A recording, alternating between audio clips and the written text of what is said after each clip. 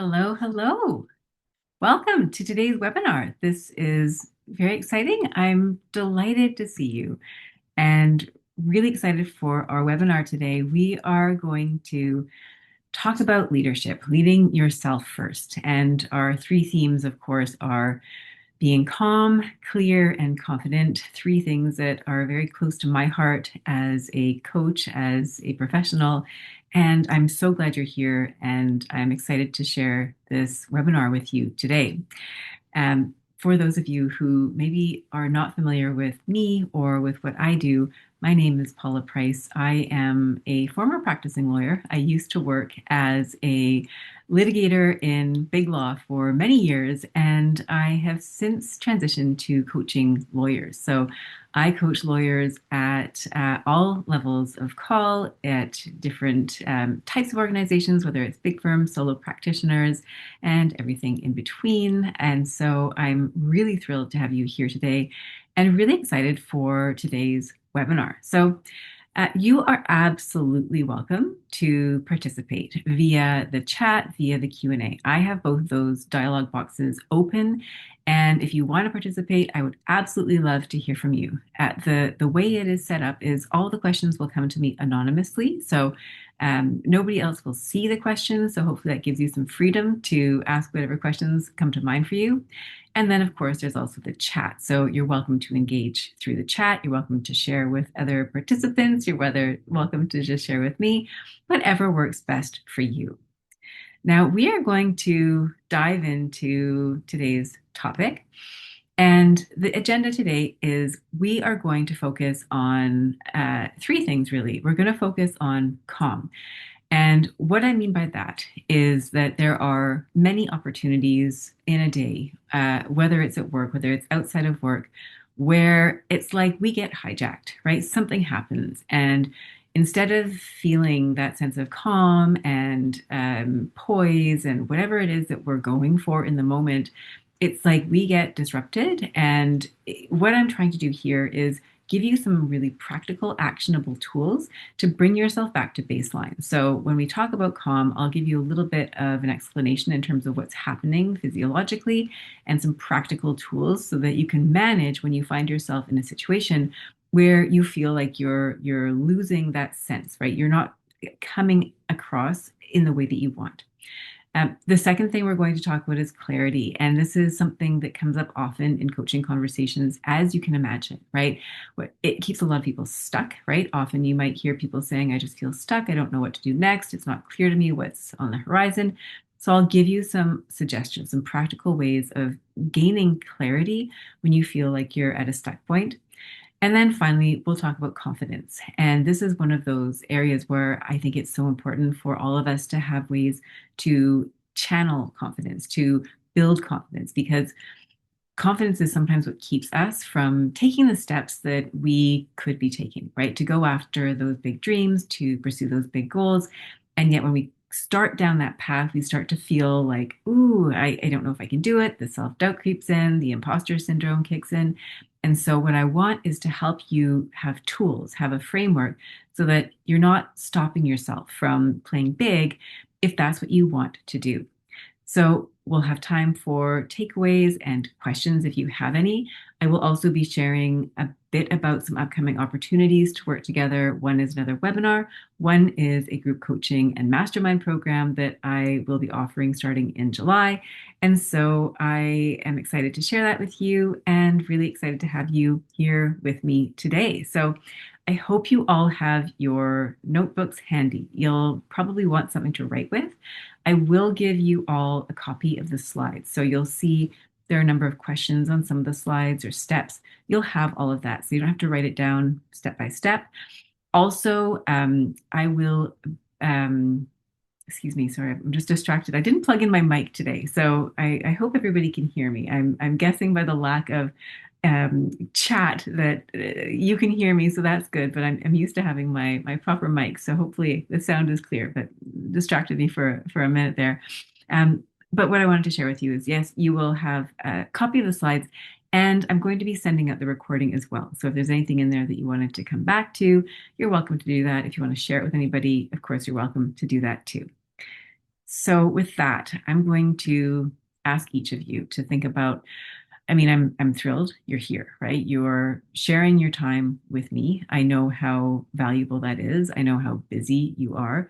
And so I wanted to acknowledge that you're taking time out of your schedule. You're taking time to be here live, which is amazing. Thank you. And to everyone who's watching the recording, thank you for joining as well. And I'd invite you to think about what it is that you want to get most out of the time that we have together. We've got an hour together. This is an opportunity for you to do a lot of introspection and also think about how what we talk about today applies to you. So, again, I mean, feel free to put it in the chat if you want to make this more of a conversation. But certainly for yourself, ask yourself what it is that you want most from today's webinar. And maybe it's focusing on one of these three topics in particular. Maybe you've had a period where you feel like things have been really busy, you're feeling more anxious than usual. What you really want is to channel that calm. Or maybe you're at a stuck point and you're thinking, how do I really get clear on what I want moving forward? Or maybe it's confidence, right? You've got something ahead of you and you're feeling like, can I really do this? What are some ways that you can bring yourself into that space where you feel more confident, or as we're going to discuss later, maybe it's not confidence that you're going to go after, maybe it's something else. So stay tuned. We'll talk about that. So let's get started with this first topic, which is calm. And like so many things, right? It really only becomes a problem when you do not feel calm.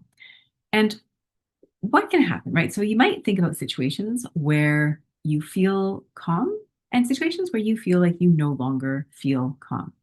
So I'm going to give some examples as we get into the steps, but you might think about a person at work, maybe who, when you're having a conversation with them, you get triggered, right? They give you some harsh feedback, or you disagree with something that they have said, or maybe you're like me and you have children and you're trying to get them out the door and it's moving really slowly and you're getting a little bit frustrated and you have to pull yourself back from getting more activated. So there's points in your day if you're driving and the traffic is really slow and you've got somewhere to be and you find you're getting agitated in your car, or you've lined up at the coffee shop to have a quick coffee before you start your day and it's taking a really long time, it's all backed up, etc. And you find yourself getting nervous because this thing that was supposed to take 1 minute is now taking 10 minutes. So I'd invite you to think about what this looks like for you, right? And the issue here, right? The issue here is that there are moments where you're feeling like you're losing that sense of calm that you want to have. And what that can do is when you find yourself getting into a nervous response, and I'll talk about that in a minute, it can impact your ability to access your higher level of thinking. Now, I'm going to talk about stress, and there's a lot of research that's been done about stress. And what I would love to highlight here is stress can be a good thing, right? If you've ever read the work of Kelly McGonigal, she has a book called The Upside of Stress and a TED Talk with the same name, and it's really useful, right? She talks about how stress is a helpful response and it helps us to focus and mobilize the energy to deal with challenges that we face. And so stress does have the capacity to help us in situations. And at the same time, sometimes our stress response can actually inhibit us from doing the thing that we want to do, right?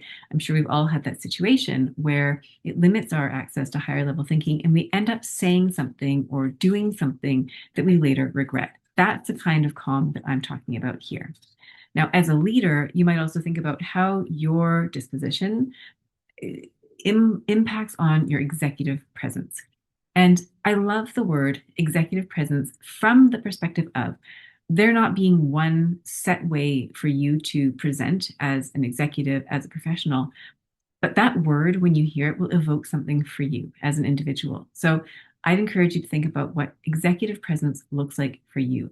And how does being calm relate to that, right? You might think about leaders you've had in the past who navigate challenges with grace, with elegance, where something goes sideways on a file. And instead of getting really agitated or short with people or angry or really frustrated, they manage to maintain a certain baseline of calm that then influences the group. And that is addressing that third point.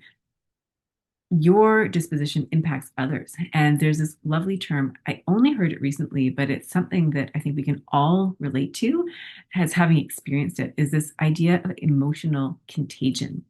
And it's defined as a psychological phenomenon where a person unconsciously mirrors or mimics the emotions of those around them, leading to a shared emotional state. So, how many times has this happened to you where you've been in the room with somebody and maybe they're really upset and angry and you find yourself getting upset and angry, or you're in the room with somebody and they're very calm and soothing, and next thing you know, you've also adopted that feeling of calm, right? And if you think about the people in your life, you might notice that each person almost has their own flavor of their emotional signature. So this phenomenon, this idea of emotional contagion, it can happen through nonverbal cues. So it could be body language, like a facial expression, a tone of voice.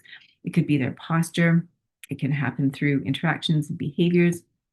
And the shared emotions can be positive or they can be negative. So, what I'm encouraging you to consider here is in the various roles that you play as a leader at work, outside of work, in your communities, is that relationship you have with calm. And I'm going to assume that calm is something that you want to experience, at least in some situations, how that influences others, how that influences the emotional state of others.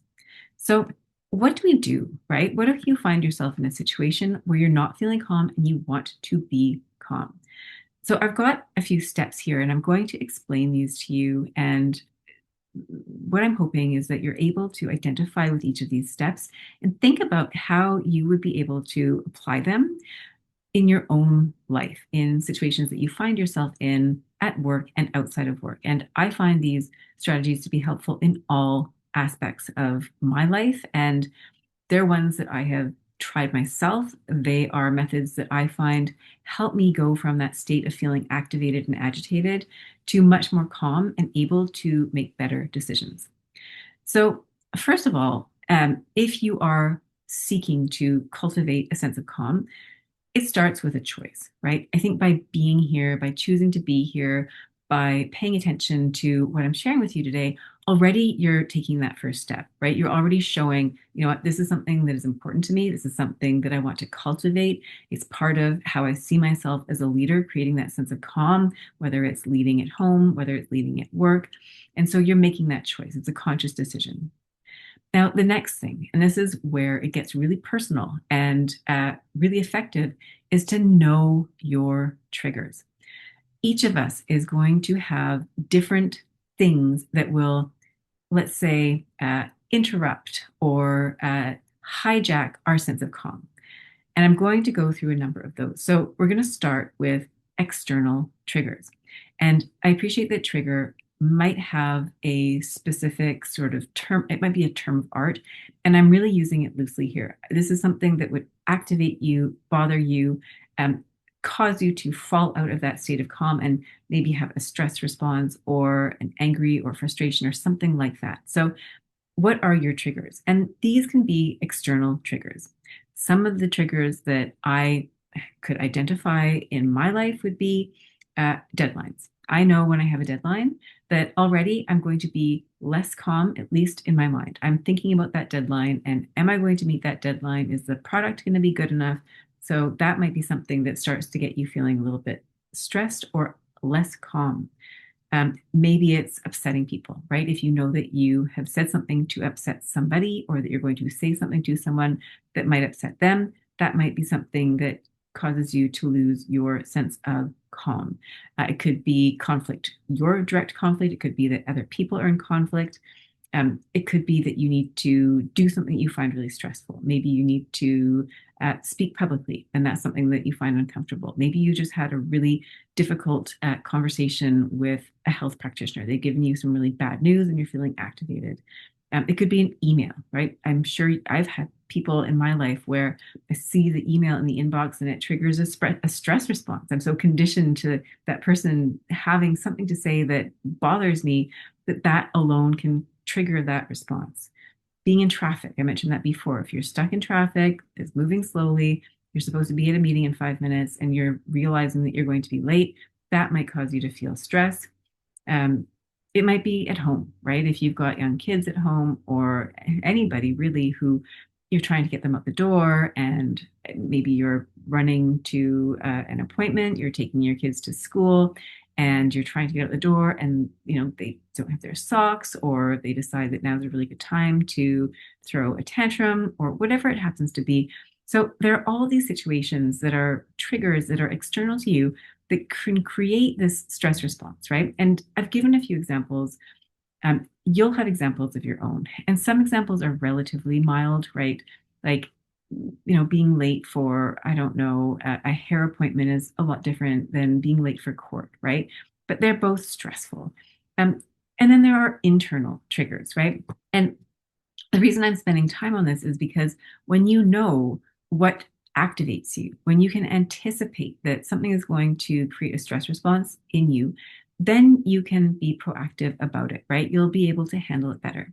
So, some of the internal triggers that you might want to watch for, I've got three. One is your basic set point. And I think we can all accept about ourselves that we run at different levels of calm, right? You'll have some people who are really energetic and calm is not their natural state. And maybe they tend toward getting really excited, or people sometimes have shorter fuses, right? They get angry more quickly or they get frustrated more quickly. And so each of us has a relatively, we know our set point, and it might fluctuate depending on the day, depending on what's going on in your life.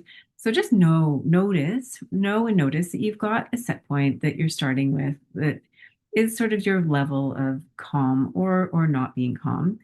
Um, and then you'll also want to think about your physiology. So if you think about how you feel in the morning, if you are a morning person, then maybe you wake up and you feel relatively calm, or maybe you feel a little bit anxious in the morning. I usually feel a bit anxious when I wake up, and then it moves into more of a sense of calm once my day gets going. But there might be parts of the day where you feel more calm than others. As your day goes on, you become more tired. You make more decisions. Your ability to exert self control diminishes over the course of the day. So you may have found that there are points in the day where you start making relatively poor decisions, right? Anything from, I don't know, deciding to go on your computer and do some online shopping and making some impulse purchases, or maybe you're trying to get your kids to bed at night and you find you just don't have the patience anymore and you say something you regret. The longer the day goes on, the less control we have. And that's because there's a limited capacity. Your brain has a limited capacity to make decisions. And so as the day goes on, that capacity diminishes. So know that physiologically, you are going to have different levels of ability to withstand stress. If you haven't slept, if you haven't eaten, if you're tired, these are all going to impact the way that you feel. You may feel less calm as a result. And then finally, your values. And I mentioned this, and we're going to talk about this a little bit more in the next section when we talk about clarity, is that what you might notice is that you feel less calm when your values are at risk, right? So if you think about that example of being late, what might be happening there is you value integrity with yourself, integrity with others, that you've told them that you're going to be there at 9 o'clock. And when you find yourself getting late, that starts to become a problem because you can no longer align yourself with that value, right? That integrity. So that's something to bear in mind as well, that your values will also influence how you feel, right? The levels of stress that you're experiencing, the level of calm that you experience. So the next item on this slide is to understand your stress response. So this is where understanding your physiology can be really helpful, because let's say you're in a situation, let's say you are sitting at your desk and you get this email and it's really bad news. And next thing you know, you start to panic. You feel your heart starts to race, your chest feels tight, your thoughts start racing. How am I going to deal with this? Then what is happening there is completely normal. It is your body's stress response. And understanding that is key, I think, for staying calm, because you no longer are getting upset over the fact that you're upset.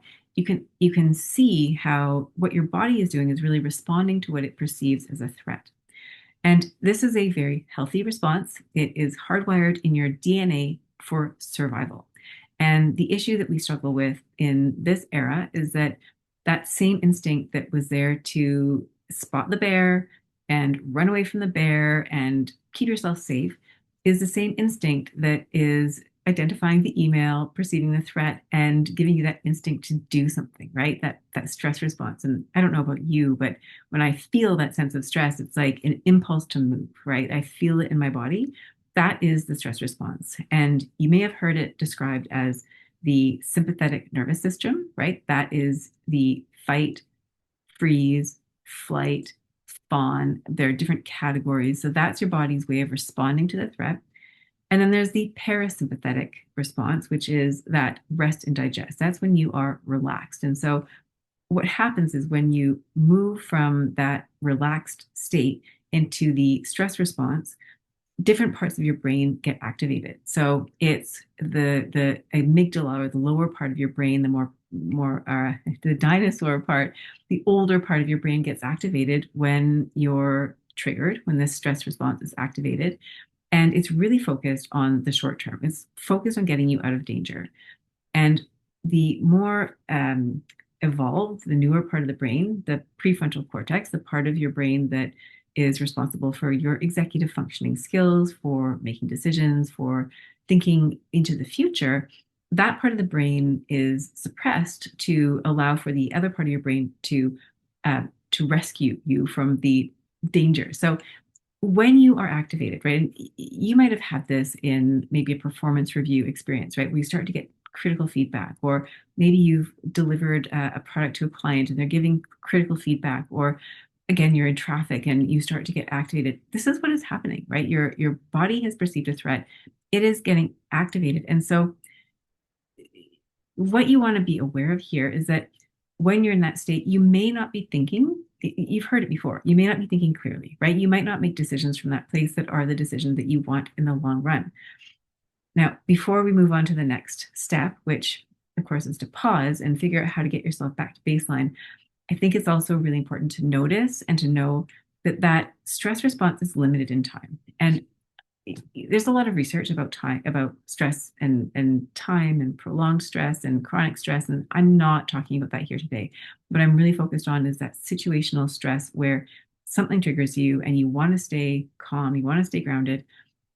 That type of stress response, I did a brief amount of research just to get a time frame, and the number that came up was 20 to 60 minutes.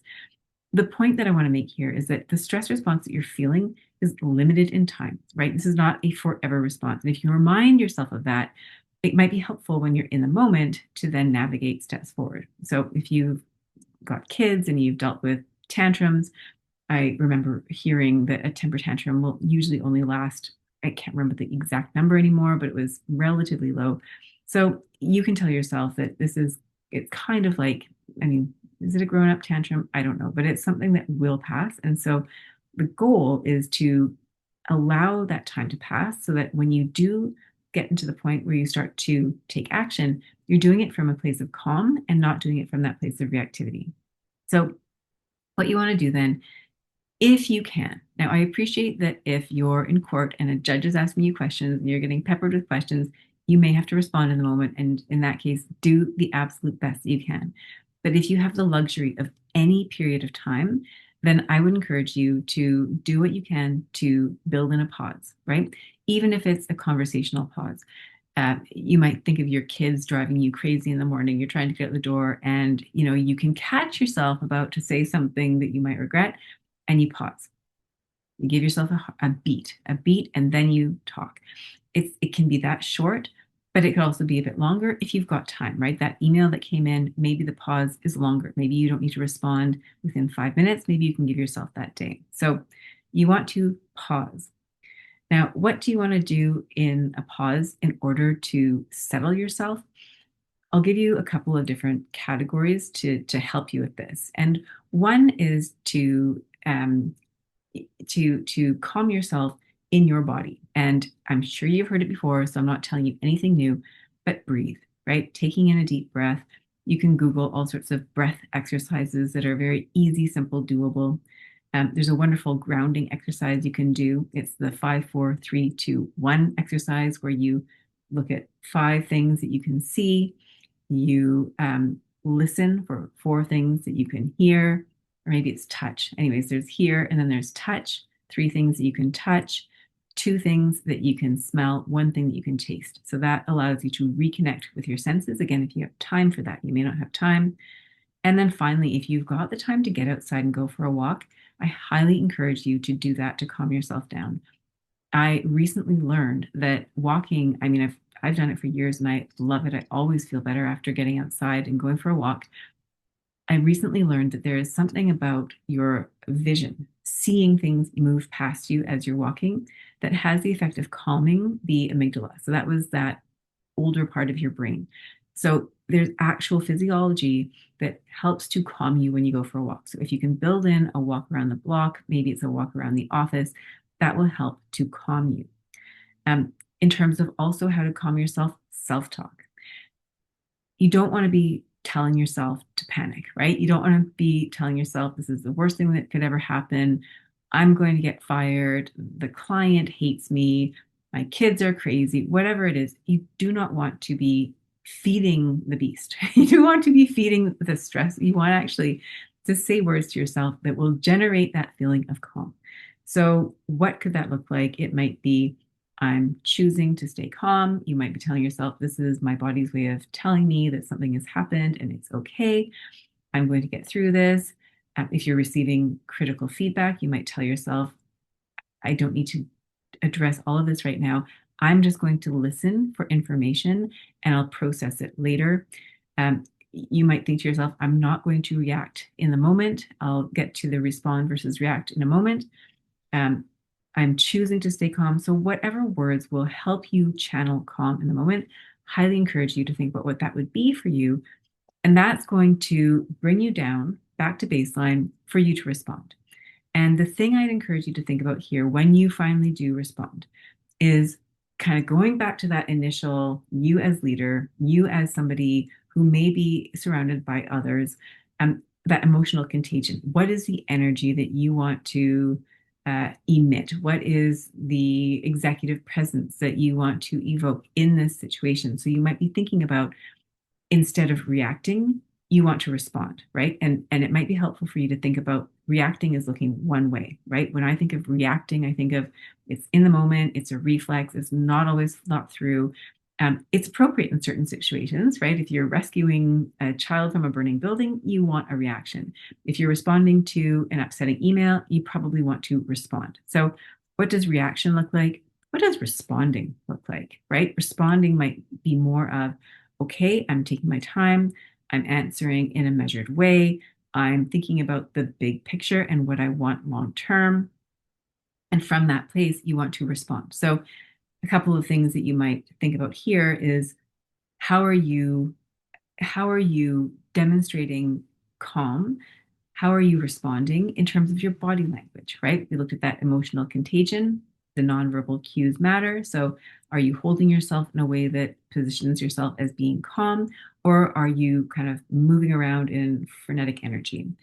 What is your tone of voice? And you'll have heard that slower, lower tones of voice tend to elicit more of a calm, give off a calm impression, also perhaps create more calm around you, versus if you're talking really fast and talking really loud and getting really mad, right? Those are two very different energies. So you want to think about when you are responding, what does that look like? If you're using written word, you might think about how your written words are coming across. And you want to be thinking about what it is that you're saying, right? What is it that how are you responding? What is the context of the words that you're actually choosing to say, right? And again, that goes back to not wanting to say things that you will later regret. So hopefully this has given you a framework, right? When you have a challenge, you now have a way of managing that challenge in a way that helps you maintain your calm. So I'll give you a quick example.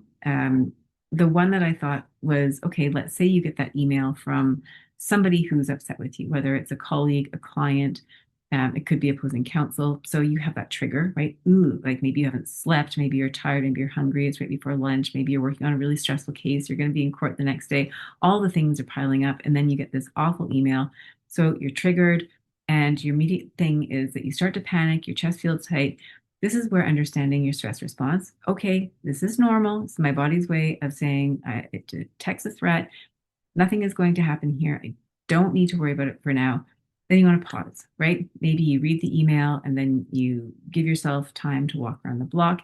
You come back to that email and you then want to respond, right? You give yourself time to process it. You think about what you want to say, and then you respond from that place of thinking, right? You're able to access your higher level of thinking. That's who is responding. So think about that: respond versus react. Pause, respond, react. Now, I put a note here because I recorded a podcast episode yesterday. I was thinking it would be similar to what I would talk about today. I ended up going into quite a bit of depth in that podcast episode. So I would encourage you, if this is a topic that you are interested in, to go to that episode and to listen to it. And I walk you through exercises, more exercises actually, to really channel that feeling of calm. So if you have questions, please put them in the Q&A. If you've got any comments, you're welcome to share them. We're going to move into clarity. Now, once again, this really only becomes a problem when you lack clarity, right? And this comes up in coaching conversations that I have with lawyers when you feel stuck, which can often be an unmade decision, right? If you're looking at a job transition and you're really torn about it, that's where I see it often. Sometimes it's a recurring problem, right? You've got somebody on your team, for example, who is maybe difficult for you to work with, and you're stuck, or you keep coming back to the same problem. And what do you do about that? Um, and you may have tried to do that pros and cons list, right? If I just put all the pros on this side and all the cons on that side, you should be able to solve the problem, but you can't. And so here, what I'm offering is that instead of looking at this problem as a list of pros and cons, can we get to the root cause and use that as a way of establishing that clarity that you're looking for? So the way we're going to approach this is to, first of all, identify where you have this need for clarity. And one of the examples, again, that I see most often is where you're stuck or there's an unresolved problem. And I use the word fork. My son played chess for a little while, not professionally or anything, but I learned that the term fork is when you as a player have been put in a position where you've got two of your pieces. You've got a move to make and you're going to lose one of your pieces. And so you're in that stuck point, a fork, where either way you're going to lose something. I often think about a discomfort sandwich. So if you're stuck and you're making a decision, sometimes it's really hard to make that decision, right? Do you stay in your job or do you leave your job? Because either option is uncomfortable, right? There's the discomfort of staying, for example. You already know the issues and they're driving you crazy. And do you really want to be there for the rest of your life? Versus the discomfort of leaving, right? What if it doesn't work out? I'm going to have to change everything. I'm going to have to update everything. It's going to be so challenging and difficult. And so you're kind of stuck in this discomfort sandwich. And what you might find is that if you go deeper, because you can think about all the situational issues that come up, right? The bullet points that you would put on a T-bar to show the pros and cons. But what's really happening underneath all of that is the values that are at play. So if you think about, and I'll give you an example, and hopefully that will make it a little bit more clear. You'll notice that there's values in conflict. And for example, one of the conflicts that I see often is that balance between your professional work, right? Being excellent at your work, committed to your work, advancing professionally, and your personal life, right? Often I see this with women in particular who have young families, children they're looking after. And so they're kind of seeing these two things as being in conflict. Time away from my family means, um, I'm kind of neglecting them. And time away from work is the same thing. And so you might feel like these two are really fighting with each other. And there's a conflict there, right? And you can see the values, right? The value being, here I value connection and closeness with my family. here I value professional excellence and connection at work. These two things are in conflict. So when you have those values in play, then you need to create clarity around that. What does that even look like? If you've got these two things that you want, how are you going to balance that? And you might ask yourself how they are in conflict, right? We sort of looked at the values, and you can go a bit deeper than that, even, right? What are the values that are at play here? And then you can ask yourself, what is the conflict, right? How are these in conflict? And then you can also ask yourself, are they complementary? And sometimes what you might find is that what you saw as being a conflict is actually potentially complementary. And I love the example of family and work, because sometimes what you might find is actually my commitment to my family makes me better at my job. Um, it might mean that you're valuing your time away from work so much that when you are at work, you want to be even more focused, right? You might think, well, I want to make my family really proud of me. And so it pushes you to do things that maybe you wouldn't do otherwise. And similarly, maybe at work, having your family enhances who you can be professionally, right? You maybe see how you can relate better to clients that you're working with or colleagues, and you can understand them better. Or maybe you feel like, there's other ways that you can see these two aren't necessarily in conflict. They also are complementary. Being a better lawyer makes me a better mother, and vice versa. So that's another way to help shape that clarity, right? Is that you're now thinking about things differently. And then what ultimately you want to get to is to resolve the conflict, right? You might, once you start digging into the values that are at play, you might actually find a solution, right? You might actually see how these two things can work together. You might accept, right? I see this often with lawyers who are in jobs where they want to move faster, they want to excel faster, they want to make partner faster, they want to become judges, they want to do things, and their timeline is going to be slower, right? I might accept that the timeline is going to be slower because I've got young kids at home and the travel just isn't going to work for me at this stage of my life. And then finally, maybe it's picking a priority, right? Maybe you decide, this value that I have over here is so much stronger than this other value. And so I'm actually just going to choose one over the other.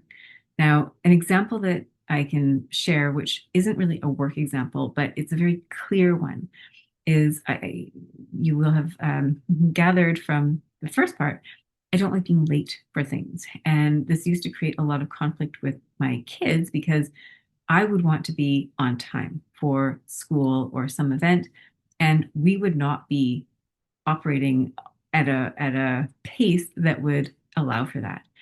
Um, and I would find, especially on mornings where I had something that I needed to do for work, or maybe I was tired, or maybe it was the end of the day and my capacity for patience was thinner. I used to get mad and really insist on, we need to leave the door, or we need to go now, etc. I was acting not calm in a way that I did not like. And so what I recognize is that there were values that were in conflict, right? There's the value that I have of being close to my children, right? I want to be connected to them. I want to be supportive of them. I want to be a good role model for them. On the other hand, I have this value of integrity and following through and being on time and being that person. And so what I needed to do in that situation was to choose, instead of trying to be everywhere on time, I'm actually going to choose the value of being connected to my family. And I heard this summarized really nicely the other day at my son's high school orientation session: connection over correction. So, one in the pandemic that I heard often was relationships over routine. So, you might make a choice that even though two things are really important to you, you're going to pick one over the other because that value trumps the other. And that might be in a work situation, right? You might have a job where there's a lot to offer, but it's completely incompatible with where you're at right now. And so you might choose something that is, you might choose one value over the other. Now, the next question, of course, is what are your values? And if you have not done a values exercise, it might be hard to know exactly what they are. There are a number of online assessments. You could Google it and find ways of testing your values. Some litmus tests that you might think about during today's session, where do you spend your resources, right? Where do you spend your time? Where do you spend your money? Where do you spend your energy? So if you have a regular practice of committing time with your friends and with your family, if you spend a certain amount of time uh, doing activities that support your health, I'm assuming you spend time working, right? The work that you spend, the time that you spend at work, and the activities that you prioritize at work, those likely are a reflection of what you value most. What energizes and inspires you. So, paying attention to the things that light you up, to the things you want to do more of, to the people that you want to surround yourself with. What are the things that you naturally gravitate to that bring you energy? Likely, what you'll find underneath is the values. Now, on the flip side, you might also think about what makes you angry or upset. And that can also be a really good way of assessing what your values are. So if you find that you're getting really stressed about something, that's a really good clue that there are values that are at play that are not being that are not being respected or that are out of alignment or where you're not feeling connected to the thing that is happening does not align with your values. So that's a really great way to understand what your values are. Another way of assessing that is maybe why did you go to law school, right? What was important to you about that experience? And again, that might bring up for you some of the things that you really value. So if you'd like to, I would encourage you to think about today what three values guide you as a leader. So, what are three things that are really important to you? And you can use those to make decisions when you are feeling stuck. So, in preparing for today's workshop, I asked myself, what are some of the things that I really value? And at the moment, health, connection, and excellence. Those are three things that I would put at the top of my values list. Now, there are others, right? And I think health is personal, it's physical, it's mental health, it's social and relational health. That I prioritize. Connection is really important. So, connection with my family, connection with my professional colleagues, that is really important. And excellence. I want the work that I do to be first rate. And so, those are three things that really matter to me. And I'd encourage you to think about what matters to you.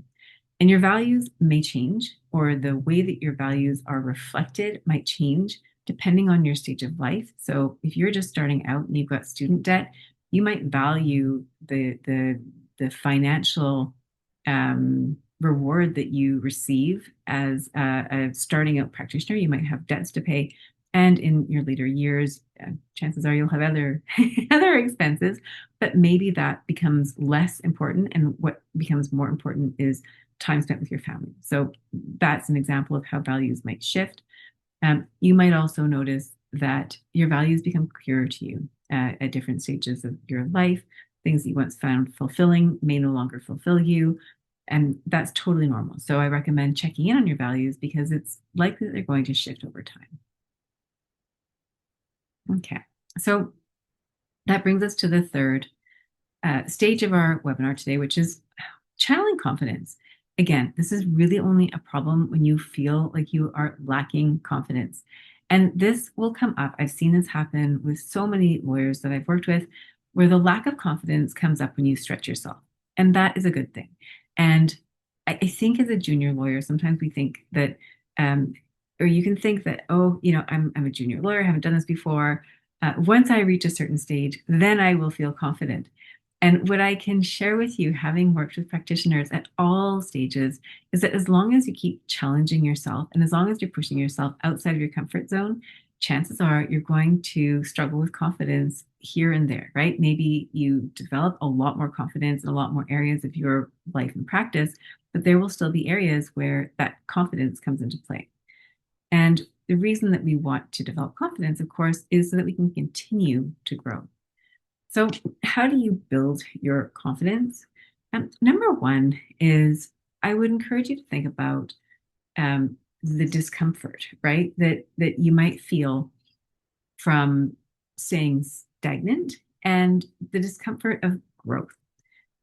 And if you followed any of the work of Carol Dweck, she is an American psychologist. She talks about growth mindset. And the growth mindset is the idea that so it's compared to a fixed mindset. A fixed mindset is here you are, you have a certain level of intelligence and it's fixed. So there's not really much point in trying to work any harder. And if you achieve a certain level of success, then you tend to defend that success and sort of continue to prove that you are smart or whatever it is, instead of reaching for something else where there's a risk of failure. And the growth mindset is okay, if I'm in a situation and it's challenging, it's not a sign that there's something wrong with me. It is actually a sign that I'm learning, that I'm growing. And if I do this, I'm actually going to get smarter. My brain is going to develop new neural pathways. I'm going to learn how to do new things. The next time I go to do this, I'm actually going to get better at it. And so when it comes to building confidence, I encourage you to think about how the development of confidence is in itself a skill.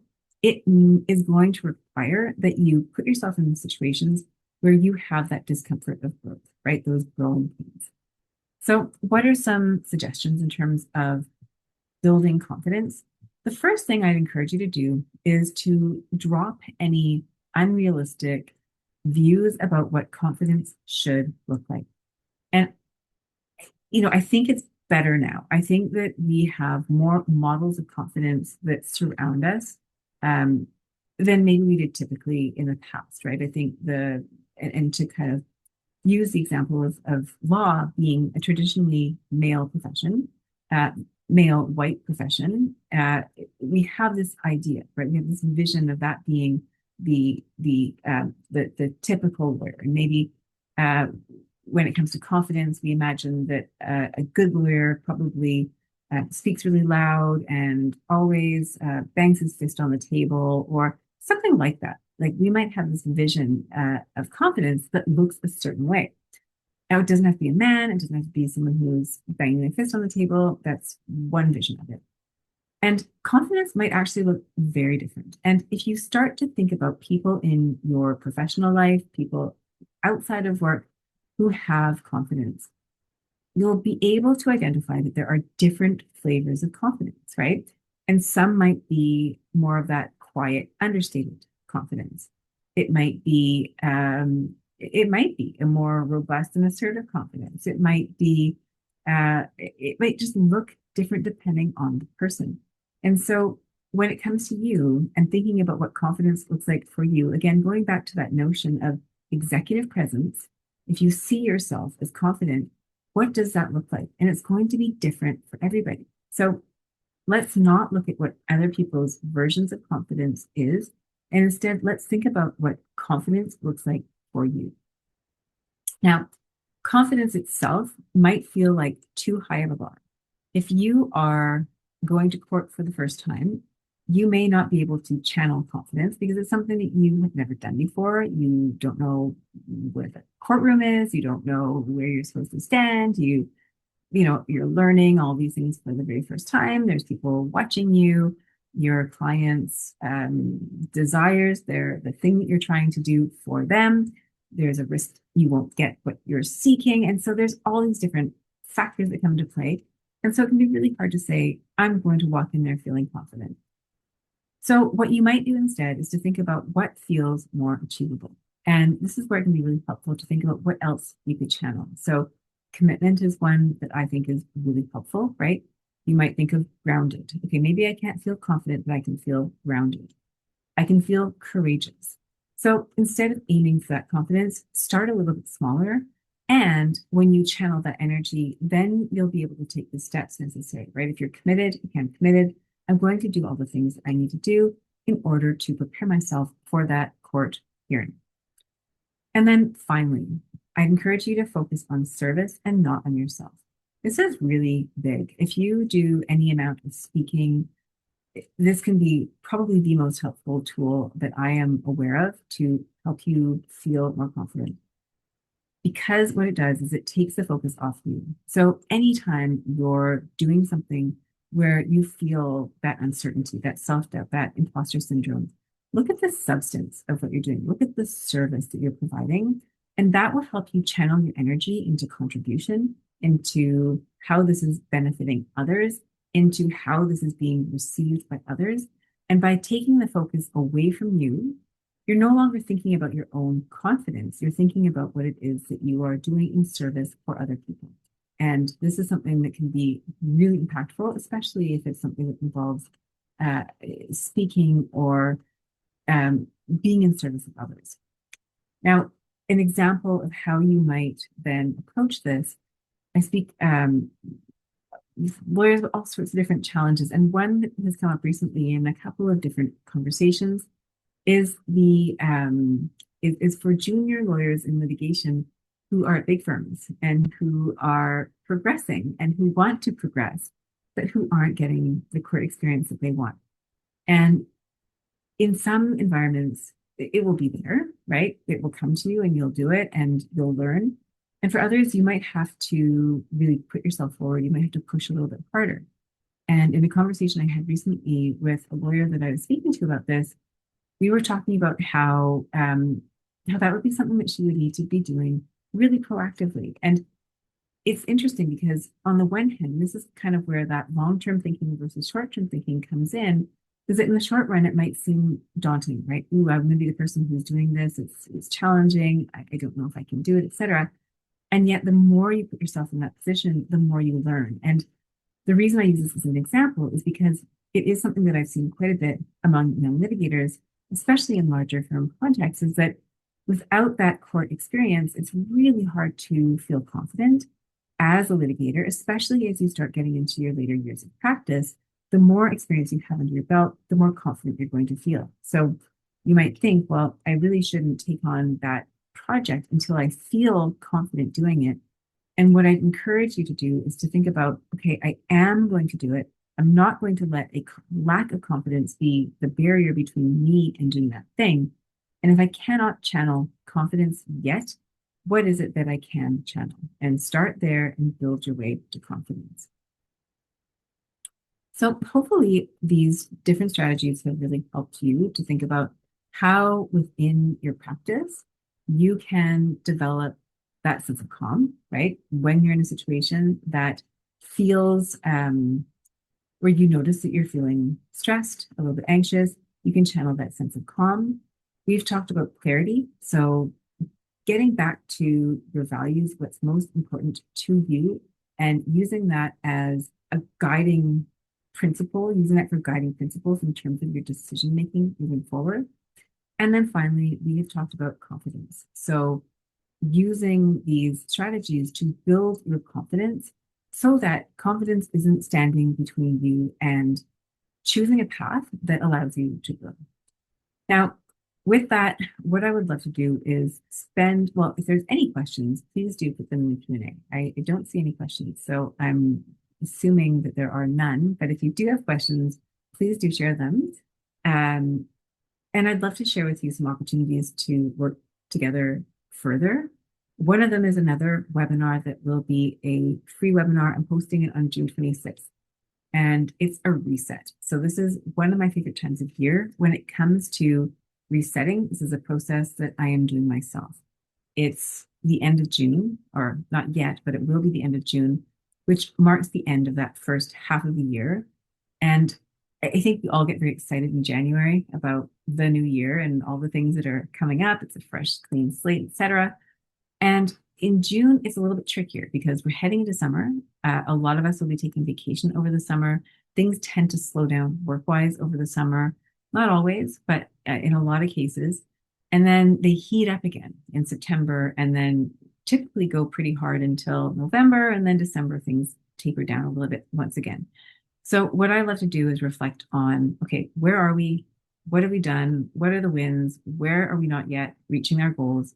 And so we're going to do that reflection, and we're also going to plan forward because it can be really calming, actually, to go into that summer knowing, okay, here's what I'm planning for the next 6 months. And so if you're taking time off, you can feel good about it. You're not going to be worried that this time is going to impact you later on in the year. You've got a plan. So that is really the purpose of the June 26th webinar. So if that sounds like something that you're interested in, then by all means, join me. I'll send an email after this webinar, probably tomorrow, with a link to register for that webinar and also a link to the other opportunity to work together that I'll share with you.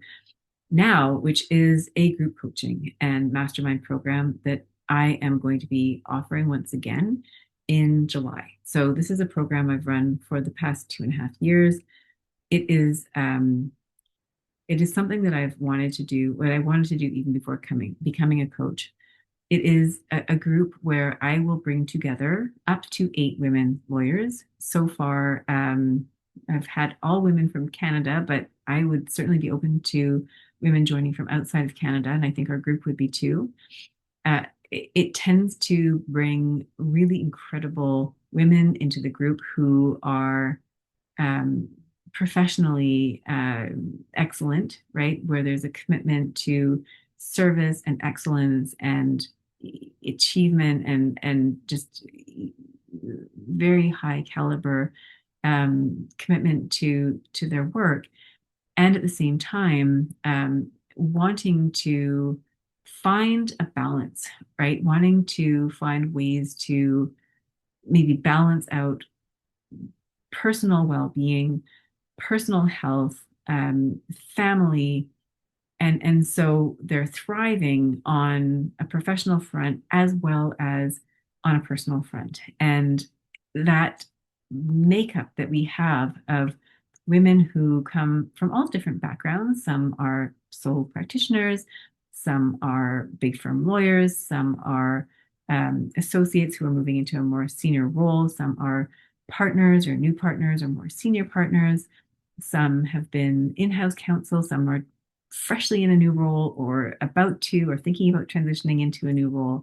Some women have joined while on mat leave and they're preparing to transition back into practice after mat leave. So there's all variations. And what's in common is that these women are all interested in supporting each other. They're interested in learning and they're interested in experiencing this program together as a group. So, as I mentioned, it's a 6-month program, and we follow an itinerary where each of you chooses a goal for the work that we have to do together over 6 months. And so that's the first theme. And then we talk about self concept. So we move into this idea of who do you need to be or become to reach the goal that you set for yourself. And that goal might be a job transition, it might be increased business development, it might be leading your team more effectively. It might be finding a greater balance between your work life and your personal life. It might be stepping into your role as partner. I mean, there's all these different roles that you might be playing or goals that you might have. So it's who do you need to be? And then the third topic that we look at is obstacles, because inevitably, once you set that goal, you figure out who you need to be or become to achieve it. That's when the obstacles are going to pop up. Why this is a terrible idea, why it's beyond reach, etc. Time is often a huge obstacle. So how are you going to fit in that goal alongside everything you've already got? So we look at obstacles, we look at the next theme being confidence. So we talked a bit about confidence today. How do you build your confidence? How do you build your authority and power so that you aren't you aren't playing smaller than you could be playing? And I love to think about how when each of us is fully embracing what we're capable of, how far we can go, how much further we can go than if we were allowing a gap in confidence to prevent us from doing the things that we could be doing, that we know we can do. So that is a theme we cover for a month. Then we step into boundaries, which of course helps to protect the things that we love and guard against things that maybe don't belong in our calendars. And then finally, we move into sustainable success. So, how do you take everything that we've learned and apply it? We also do a couple of group courses or classes, I should say, on time management and on transitions. And that looks different depending on the makeup of the group, but I do tailor those programs to the group. Now, I see we're very close to time. So if you need to sign off, no problem. I'll just say a couple more words about the program. Yeah, we're just a minute away. So from the top of the hour. And so I just want to be respectful of everybody's time. So if you're interested in learning more, sorry, the last thing I'll say there is I do also offer 2 private coaching sessions within that program, typically one at the beginning, typically one at the end or midway through to help you track where you're at with your goals. So if this is something that appeals to you, then please do reach out to me. I will again put a link to the program in an email that will follow with this recording. So you can check out the information on the course site. You're welcome to reach out to me to have a discussion about whether or not this is a good fit for you in terms of a program. If it is something that you are interested in or you think you're interested in, I would love to talk to you about it, because what I have experienced is that the people who sign up for this are really they are really the right people, if that makes sense. And I would need more time to explain more clearly what I mean by that. But if it's something that you find attractive as a concept, my guess is that you'll really love the program. So again, I'll cap that at 8 women. And if it's something that's of interest to you, I'll give you more information about that. And I would love to have you in the program. So with that, I am going to say goodbye. And I hope that today's session has been helpful to each of you for cultivating that calm, clarity, and confidence. If you have any questions, you're welcome to reach out to me. And I wish you a beautiful rest of your week and hope to see you on the 26th. Thank you so much. Bye for now.